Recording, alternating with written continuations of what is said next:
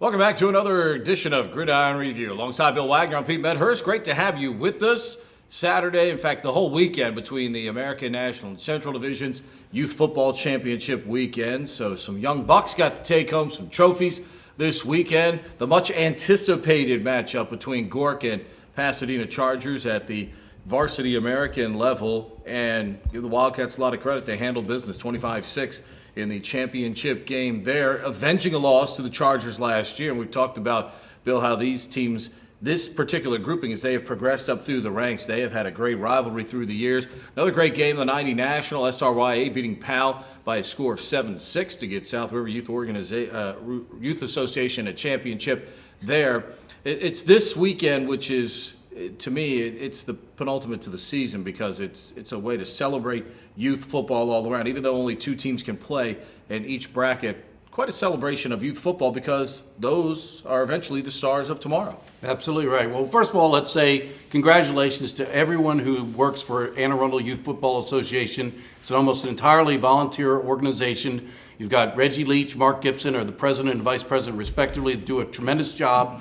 All of the various directors of organizations who spend so much of their free time helping run an organization, and there's a lot of work that goes into this. It's almost like a second full-time job, as Pete well knows. And then Jeff Porter at Anne Arundel County Recreation and Parks is kind of oversees the youth football, working in partnership with AAYFA. So we should give all of those folks credit because they're the ones that make it happen for your children out on the field.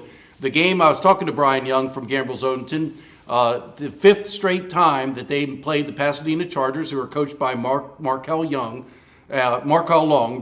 and Brian Young said that this was the fifth straight time they've met. They started at the 90s, went all the way up to the varsity U, and by winning the game on Saturday, Gork broke the tiebreaker with the Chargers 3-2. 3-2. Yeah. So congratulations to them. But I happened to talk to the Old Mill coach, Coach Knight, with the 90-pounders, and that's the second straight championship for them. They're undefeated over the course of 2 years, 20-0. So that's another powerful team that we'll be seeing probably back in the finals again down the road. And I think the theme you're seeing here, Bill, you talk about Old Mill winning a championship. We talk about Gork winning a championship. Cape winning a championship in one of the national divisions this year. You mentioned SRYA. SRYA. But the Cape, they feed Broadneck. Gork, they feed Arundel and Meade. Old Mill feeds Old Mill. Right. What do those teams have in common? Right. Consistent winners. Yes. At the high school level. So it means you're at least getting a foundation under these kids that guys like Chuck Markowitz can then take, Powell with a couple of really good teams this year. That's going to feed into Nick Goodmalloy at Annapolis and give him a chance. Even maybe some of the kids from General's Highway who'll kind of feed both Annapolis and Old Mill. That's another one. General's Highway had a couple of good teams really strong this year. Well, Brooklyn Park had a mighty team that was unbelievable at the 70-pound level. I mean, they were just flat. A couple of their kids were flat out amazing. The one kid, his nickname is Cheat Code, just like the video game. Because if you watch the video, he looks like he's playing with a cheat code because he's so much faster and stronger and hustles more than everybody out there. So and there was a PAL team that did real well this year, and I think they would have been national because we got their results often at the Capitol, and that feeds Annapolis. But on contrast, Pete, that's why a school like Southern has such a hard time because the direct feeder, one team. The direct feeder program for Southern High has one team. So it's a numbers deal, and there's just not a lot of young kids in that particular area. So what's happening is Southern High is you're getting kids and having to try to teach them to play football at the high school level. Right. Well, the ironic thing is that team basically went 3 or 4 years without winning a game. So this year they dropped down to the bottom level, the Central Division, and had the championship. Had a very solid season. Lost to Gork 26-0 in the championship. Again, another Gork team wins the title in the Varsity Central. But a lot of those kids from Southern now that would feed into Southern are playing down in Calvert County for Beach, for Dunkirk, for Owings. So they are eventually going to have some bodies, but they were just, they come from a different organization. Playing different organizations, and it's spread out all over the place. Another interesting factor, because you look at Pasadena Chargers are always a powerful program, and their kids primarily go to Chesapeake, some Northeast. But you know what happens to Pasadena Chargers kids? Recruited to Spalding, Mount St. Joseph, other private schools. So a lot of these good kids from the youth organizations are getting recruited away.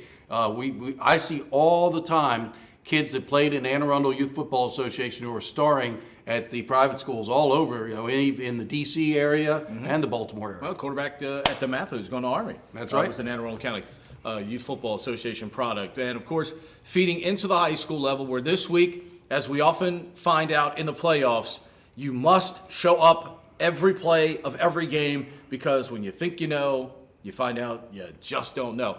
Broadneck had every reason a couple of weeks ago to get the mothballs ready, get the boxes ready, put all those uniforms away.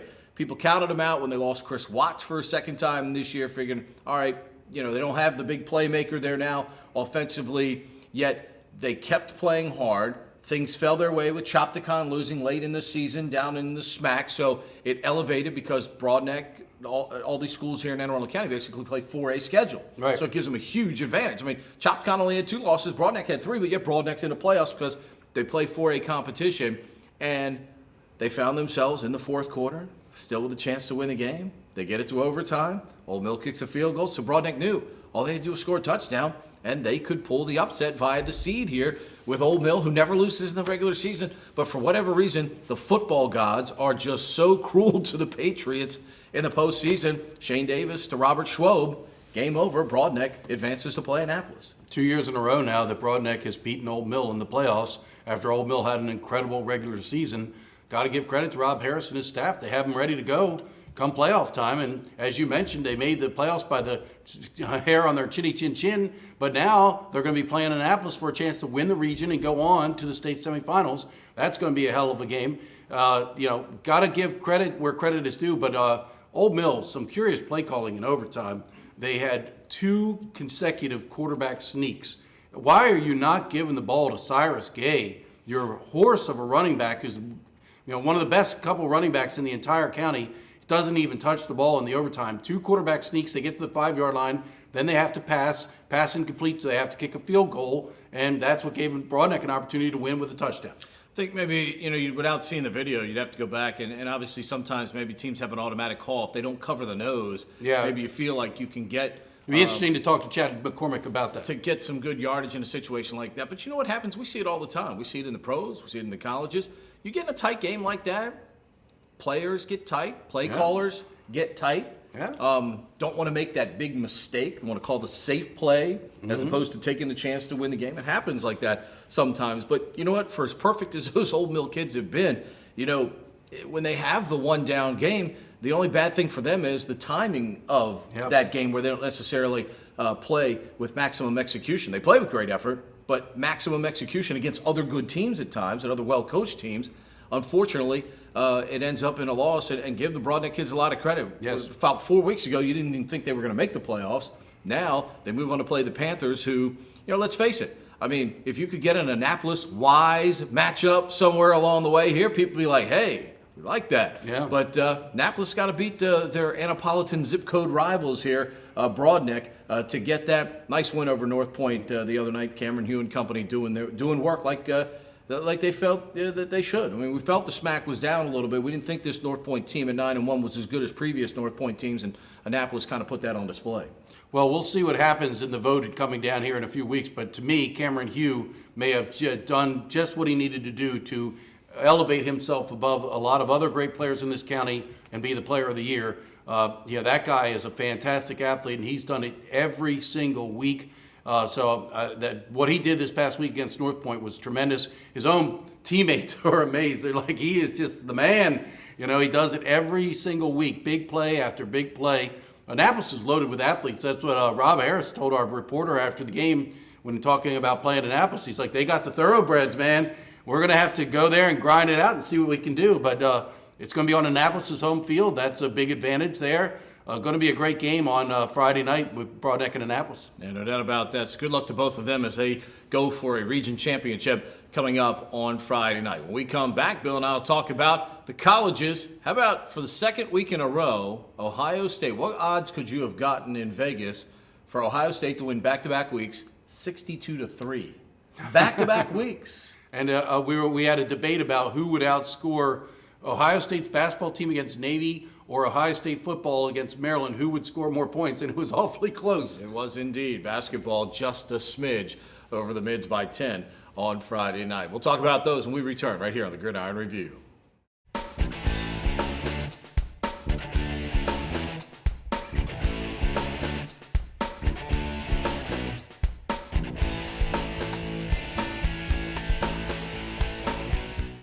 Time to talk colleges. What a great game Saturday in Annapolis for the American Athletic Conference Western Division lead. Navy outlasting Tulsa 42-40.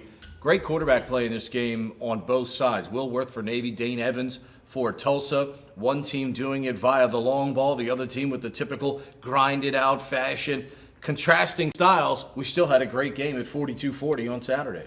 Yeah, Will Worth show just continues. And I've been tracking this. I did a little research before I came here today. Keenan Reynolds, record-setting Keenan Reynolds, who put up numbers that would never match.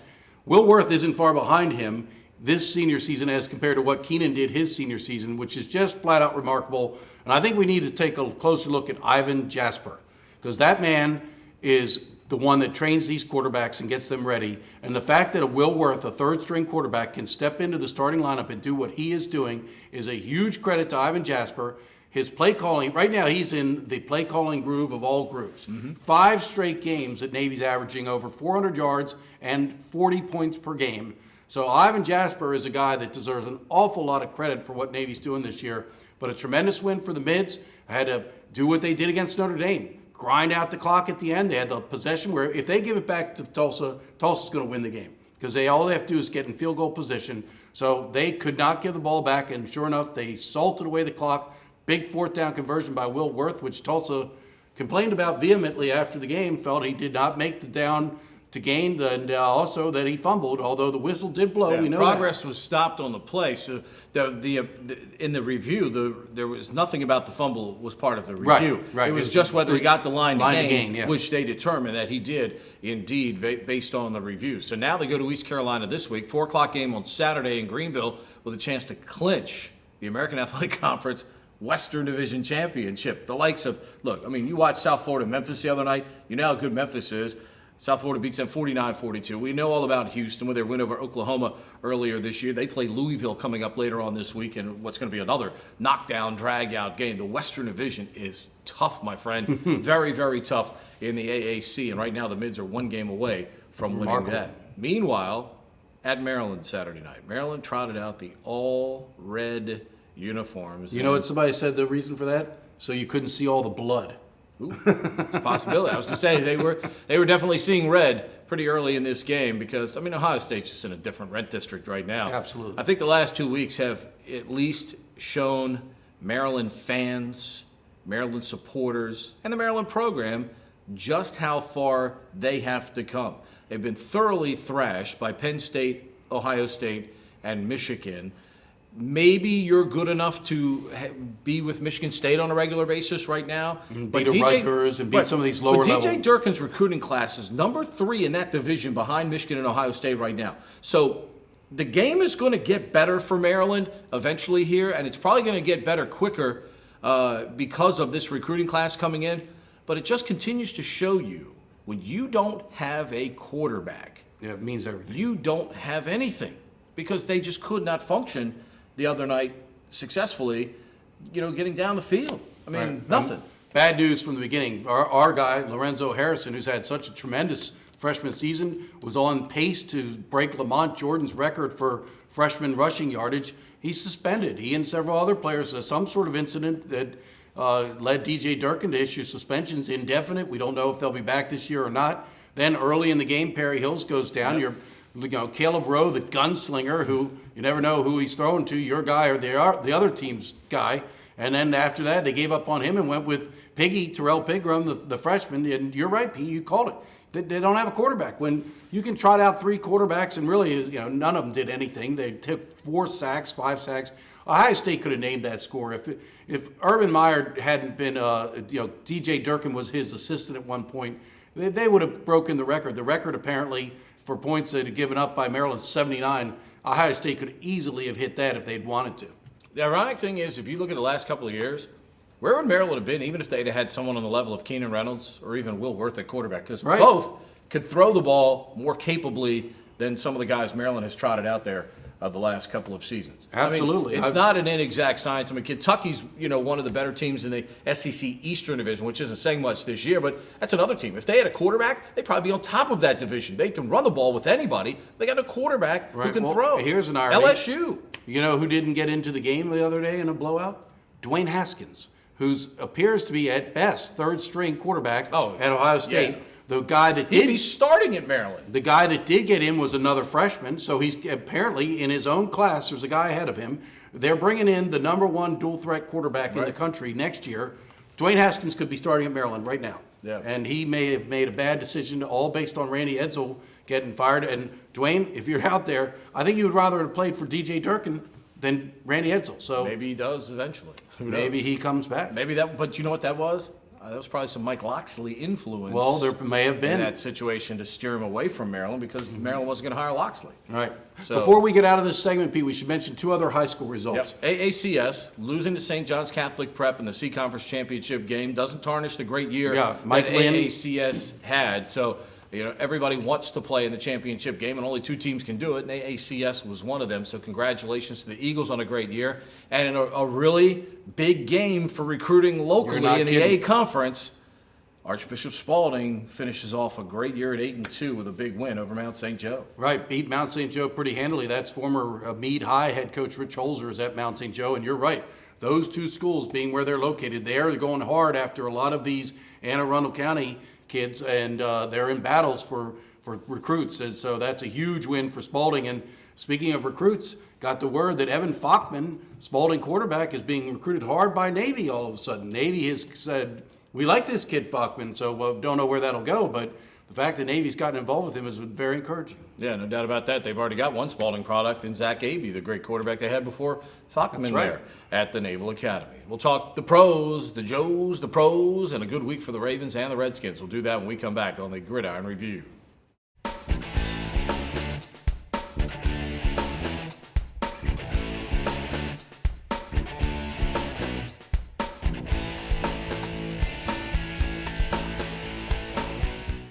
Time to talk the pros. Joe Flacco and company finally getting it going in the second half on Thursday night in a 28-7 win over the Cleveland Browns. And with Pittsburgh's loss to the Dallas Cowboys, Ravens play the Cowboys coming up this week.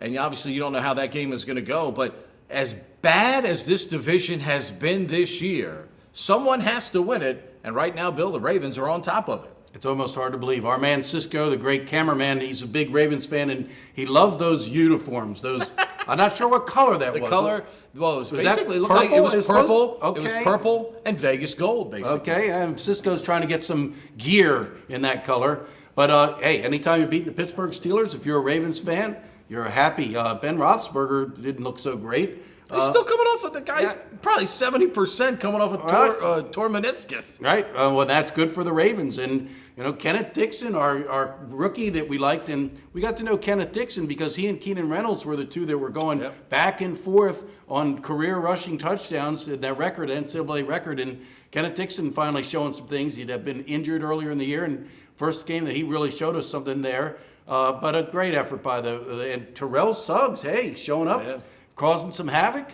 I don't know. Guy, and that's a guy that's hurt. He's playing with it. He's just given everything that he possibly has there for Baltimore and just had a big influence on the game Thursday night. You think the Ravens are turning the corner? Are they going to go out and beat the Dallas Cowboys? No.